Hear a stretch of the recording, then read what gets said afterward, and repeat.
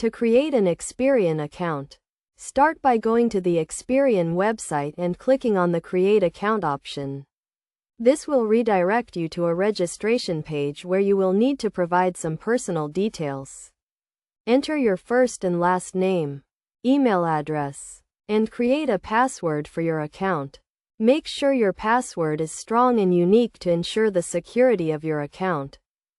Next, you will need to provide some identification details, including your date of birth, social security number, and current address. This information is used to verify your identity and provide you with an accurate credit report. Experian takes data protection seriously, so you can be assured that your information is safe and secure. Once you have filled in all the required fields, click on the Create Account button to proceed. You will then be asked to verify your email address by clicking on a link sent to you by Experian. This is an important step, as it helps to prevent unauthorized access to your account.